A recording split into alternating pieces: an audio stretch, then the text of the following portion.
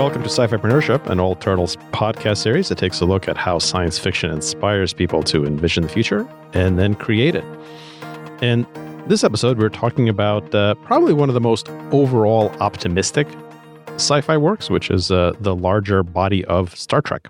Yeah, it's one of the most iconic TV series of all time, and it follows the adventures of the USS Enterprise and its crew through multiple different versions of the series, multiple different versions of the Enterprise, as well as other ships. Star Trek's impact on science fiction is hard to measure, but one of the themes came up in the discussion with our guests, and really is just, as you said, a much more positive view of the future. Like if you look at what Earth is that they're leaving behind, it's a utopian Earth. Yeah, where San Francisco is livable. Exactly. Yeah. It kind of begs the question of like, what has happened between 2019, the year we were now in San Francisco, and when Starfleet is formed to actually make it kind of a nice city? Yeah. And then what do we have to do to get there? And kind of shows us that it's possible. This is the show that I think best embodies this idea of agency. And it's imperfect, the agency of people, and there's lots of bad people, and there's even the evolution of the show itself, I think is really interesting. Yeah. We have some great guests joining us. Joe Betts-LaCroix is back, and he is the inventor of the world's smallest computer. And we're joined again by Veronica Belmont, a project manager at Adobe and the co-founder of Sword and Laser.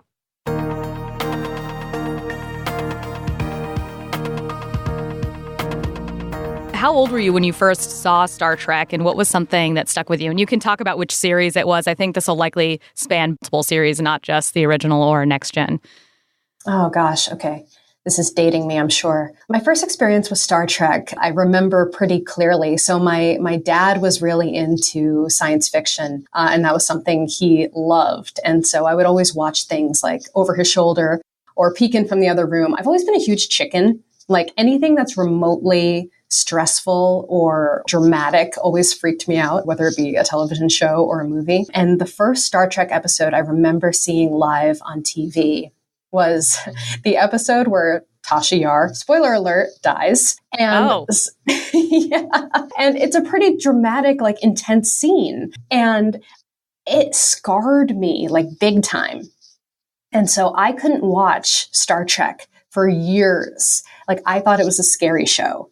And so that was, I mean, I can't remember how old I was at the time. You'll have to do the math. I'm 36 now. So whenever that episode of Star Trek came out, that's how old I was. But it was very traumatic. And so I got back into Star Trek probably in my middle school years. And for me, it was all about the next generation. I absolutely love TNG. Picard is always going to be my captain. And it was inspirational to me. I guess it was just something where you could watch and see this utopian kind of society, this society that had no more need for money, a post-scarcity society. You know, they could have anything they wanted out of a replicator. They could go into the holodeck and live these amazing fantasies and be someone else for a little while. And to me, that's really what reading science fiction fantasy is all about anyway, is kind of jumping into another world and becoming a different person for a little bit. And so it was aspirational. It was inspirational. The technology was amazing. And that was just all there was for me for a really long time. And in fact, I loved Star Trek so much that I thought I was supposed to hate Star Wars. And so I didn't see Star Wars until like high school. And so that was always, I was a Trekker through and through. So this post-scarcity concept, I think, is really kind of critical. Like this idea that, they can have whatever they want through their replicator. And so that what people value and what conflicts become about really change. Mm-hmm. It was kind of this glimpse about what would the conflicts be in a post-scarcity world. How well do you think they came close to actually like predicting it? Like in certain aspects, we are now post-scarcity for reals, and we seem to have no shortage of conflicts, but they don't seem to be the same as what was portrayed in Star Trek. Like it was like a lot less like fake news over there. Right. It does seem like a lot of the conflict in Star Trek was political and ideological.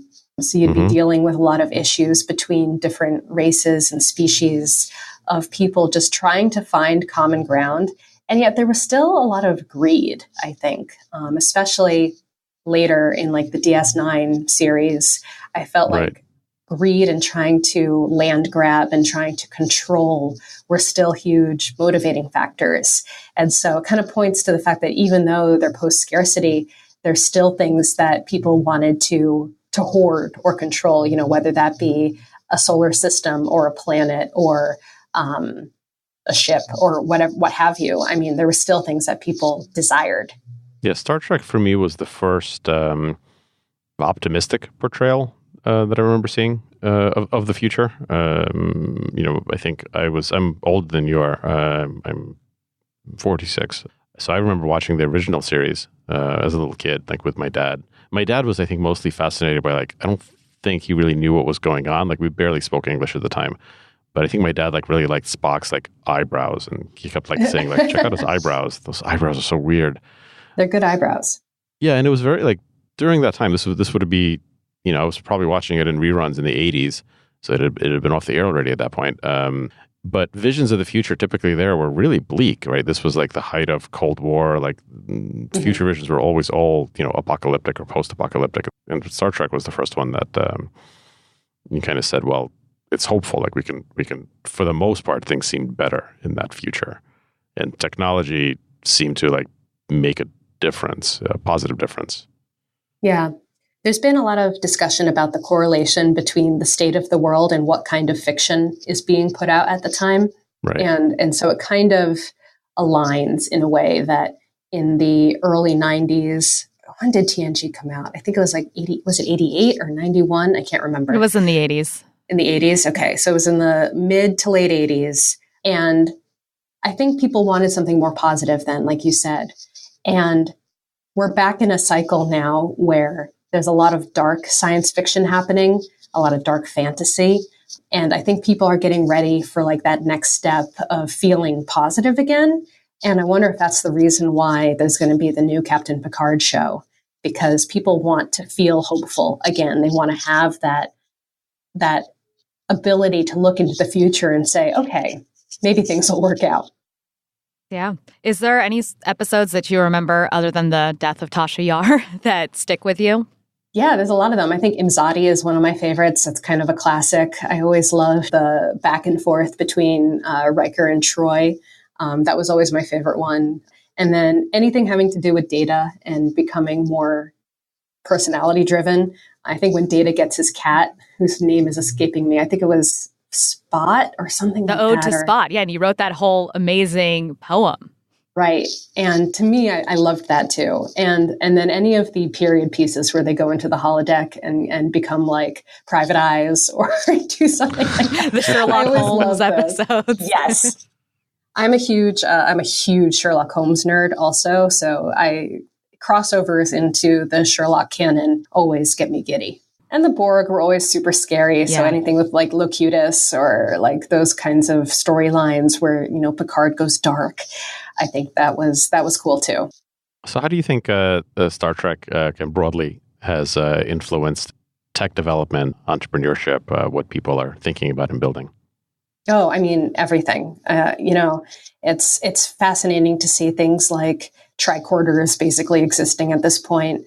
We haven't gotten a replicator, but I think 3D printers are coming along very nicely. I mean, if we're able to grow an ear on the back of a mouse at this point, I think we've come pretty far. And then touch displays. I mean, just being able to have something that looks like the interface on the Enterprise, that was a little dated. I think we've still, a lot of our design and a lot of our UI design, UX is informed by Star Trek. There's many books written about this subject, which I think are fascinating because when you are young and you're attracted to that kind of technology and you're watching it constantly, it's just becoming absorbed as being what the future should look like, especially when it's so not necessarily utopian, but definitely a positive kind of future. And so as you become older and you become a designer or you become an engineer, well, that's going to inform your decision-making process, whether you're thinking about it or not. So we've definitely seen a lot of consumer technology informed by Star Trek throughout the years. Yeah, I remember the scene in Star Trek 4, the movie, the first generation of the movies, right? That's the one where they go back in time to San Francisco because they like ran out of budget or something to like film in the future, but to save whales. That's one of my favorites, whales. By the way. I'm a weird one. I have a whale. I have a humpback whale tattoo, if that says anything. Yeah, I really like that one too. Yeah, they go back to save the whales, and there's a scene where I guess they have to build, they capture a Klingon bird of prey, and they need to build some kind of container, like a giant fish tank to hold the whales in or something. So they need transparent aluminum, and they go into an early computer store. So they're in the 80s in San Francisco, and they go into a computer store, and Scotty needs to figure out the formula for transparent aluminum. And so they ask to see the most advanced computer, and the salesperson points them to this Mac, which I guess at the time was one of the most advanced computer you could get. And Scotty says, "Computer, what's the formula for transparent aluminum?" And computer salesman kind of looks at him weird. That's so good. Yeah, and says, so "No, good. you have to use the mouse." And then Scotty like picks up the mouse like a microphone and says into the mouse, "Computer, what's the formula for transparent aluminum?" And they kind of go through this whole thing. And like that scene, like in that scene, it like predicted / influence like so many developments like right there. Like we didn't have like any voice control at all. We didn't really have the web at that point. You couldn't like walk up to a computer and like type in a search. Like it was just whatever would be stored locally. So like right there you had Google predicted or maybe not predicted, like prefigured. You had voice commands of computers with a wake word, the idea that you would say computer. I mean, that was... Well, it's one-to-one at this point. I mean, the voices are even not completely dissimilar. Yeah. If you're talking to she who shall not be named, because I can't say that name on podcasts because I always get in trouble, or like Siri, for example. So it's really fascinating. You're right. That's like one of the super obvious ones. And then like down to there is now a thing called transparent aluminum. Like that is it's the substance that's used for like armor, like body armor and vehicle armor, and it's... Well, also, you mentioned the Klingon bird of prey and cloaking technology. I mean, the stealth technology we use is, also probably, I would say, inspired by that as well. Yeah.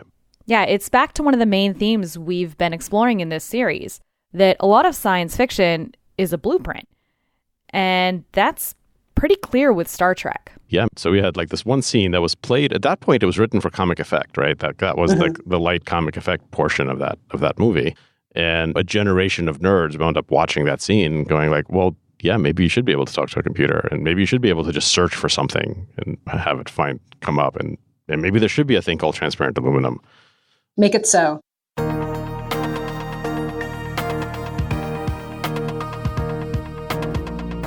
The next Trekkie we have on the show today is Joe Betts-LaCroix, biophysicist and inventor of the world's smallest computer. Here's Joe. I'm Joe Betts-LaCroix, and I am an entrepreneur, and I've been excited about science fiction ever since before I was in grade school, because I saw the original Star Trek series on TV, and that was the world I wanted to live in. Could you talk a little bit about how science fiction as a whole has been an inspiration to you? I think I saw science fiction as something that defined the world for me. It was I go to visit my grandparents' house where things are pretty dull and normal, and you just eat food and sit around all day, and then Star Trek was on, and that seemed like the cool stuff to work on. And from that point on, pretty much all I wanted to do was technology. Is there a specific example, not just the higher, like overarching, wow, I want to live in that world, versus this particular thing made me want to live in that world?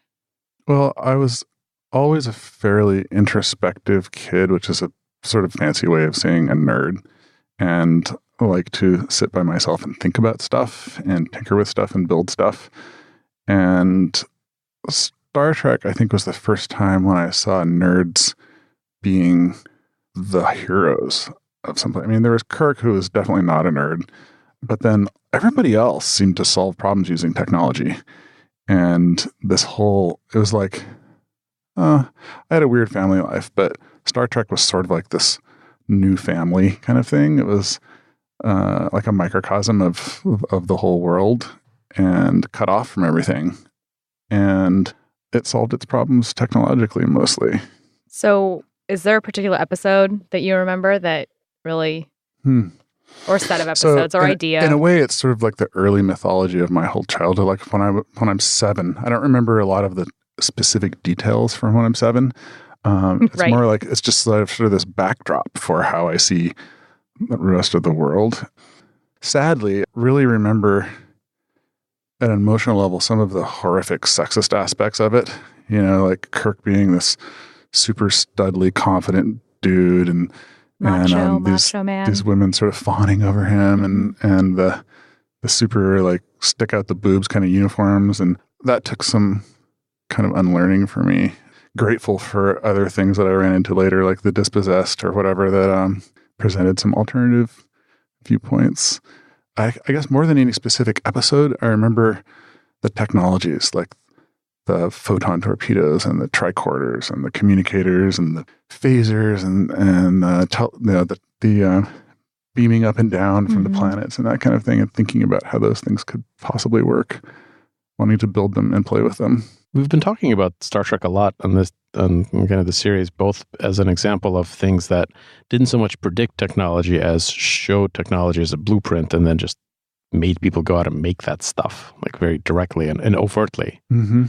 Yeah. I think like Gene Roddenberry even had some section in his will that like gave IP to like let you name something based on what it was named in the show if you actually managed to duplicate the effects. Wow. So I think like if you make something that is sufficiently like a tricorder, you get to call it the tricorder. Nice. And I think like Paramount and like some other entities they don't like that. They have different opinions about it, but at least theoretically, as far as Roddenberry's estate is concerned, yeah, you can have access to the name if you make it. But also the fact that it's one of the few types of the science fiction worlds that we could think of that was fundamentally a world that, for the most part, like you'd want to live in. Like a lot of other stuff, like the technology is cool, but the world depicted is pretty dystopian. When I watched Star Trek, I was like, and I grew up on Next Gen and just would watch the original series kind of more as a joke. But I loved Spock as a character. Like I really identified with and loved Spock. But I would see that, I'd be like, yeah, that's the future I want. Okay, yeah, there's some bad stuff, but that's bound to happen. That's what the world is. But things seem pretty cool in that future.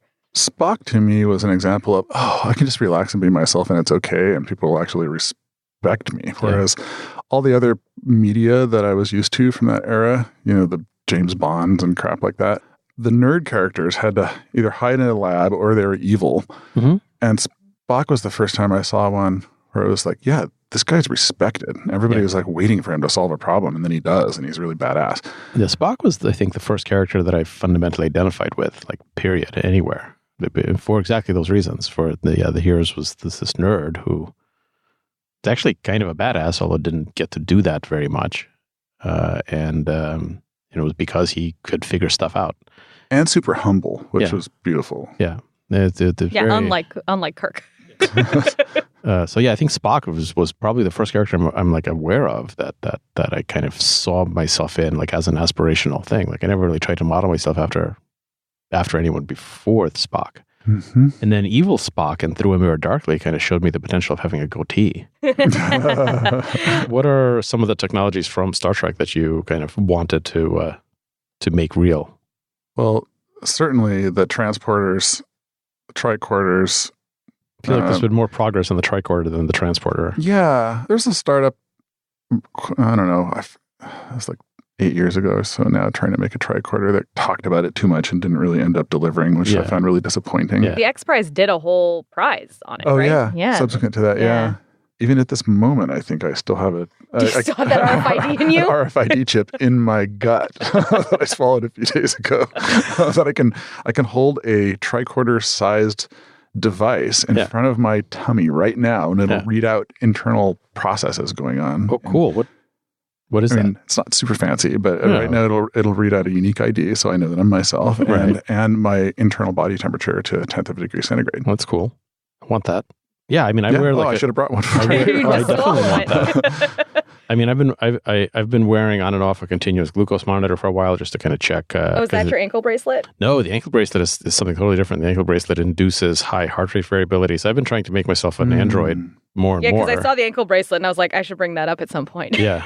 Are you being tracked? No, ankle bracelet is actually super still top secret. No, I got rid of that one. Okay. So this one is voluntary. I can take it off. Voluntary ankle bracelet. Like the science fiction of the past depicted things like the two-way wristwatch radio. Yeah. That was like super future. And that happened so long ago. Mm-hmm. It's like, it's kind of like, now I'm wearing this ring that tracks my heart rate and breathing and activity. The Aura? Yes, Aura. It does breathing also? Yeah, well, it does breathing by interpreting the fluctuation, the fluctuation in heart rate. And that is like beyond what's anticipated. I didn't see any ring-sized devices in most of these science fiction things. The new Apple Watch, the ECG mode is like pretty tricordery, like even in the way they've done the UX, which is actually kind of the amazing thing about Star Trek too, is like they weren't that far off from the UIs that wound up like happening. Like even in the original series, like a lot of the original series is basically like Kirk being given what's obviously in hindsight an iPad. Mm-hmm. And like communicator was basically a flip. It was like the Motorola Razr. Yeah, the tricorders are actually not far from some of the kind of sensors and medical devices that are actually happening now, which is very different from like the Dick Tracy wrist-mounted two-way video watch, which turns out to just be like a terrible UX. Like the reason we don't have that is because no one wants it, not because it can't be built. There was something about the design aesthetic that just kind of worked. The touch screens everywhere. I don't think the original series had touchscreens, but the next generation was all touchscreen. All touchscreen, yeah. Which was way ahead of its time. I believe it had voice. Yeah. UI. And not only voice, it had wake words. It had computer. Exactly. It had literally the wake word because it wasn't always there listening. Ah, right. Wake words. Many of these science fiction stories have things emerging for the first time, and it's the purpose of science fiction really to introduce something new and then see what the ramifications are. Socially, economically, etc. And so it's been something I just have this constant craving to always create something for the first time, something new, or take the technology that exists and figure out how to leverage it into something like hyperbolic of some kind. And I think my first company that got to any size, like 110 people or something, was creating the world's smallest PC. Mm-hmm. I think part of the feeling around that is like, I want to hit a frontier. Yeah. We should always be like flying to frontiers or like going somehow reaching someplace where no man has reached before.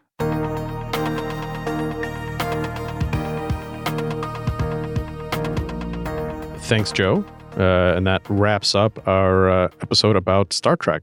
The show that's definitely been the most influential thing on me throughout my life, and a very constant companion. Like from as far back as I remember, there was always some Star Trek thing going on somewhere that I really liked and looked forward to, and that's coming up again soon. Yeah, the new Picard series, and even now, I still watch TNG. Like I watched an episode this week. Without further ado, my memorable quote from Star Trek from my captain, Jean-Luc Picard, from the episode "The Drumhead." With the first link, the chain is forged. The first speech censored, the first thought forbidden, the first freedom denied. Chains us all irrevocably.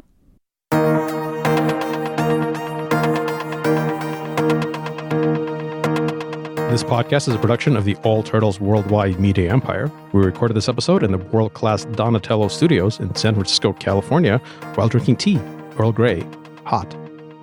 Thanks to Veronica Belmont and Joe Betts-LaCroix for joining us in this episode. If you have any questions, comments, or suggestions for future episodes, send us an email to hello@all-turtles.com. Marie reads every message. Thanks to everyone who made this episode possible, including Jim Metzendorf for very capable editing, Marie McCoy-Thompson for producing, Chris Plogue for his audio expertise, Ali Packard for our artwork, and Matt Amerman for our theme music. On behalf of Brittney Gallagher and yours truly, Phil Libin, and the rest of the All Turtles team, thanks for listening.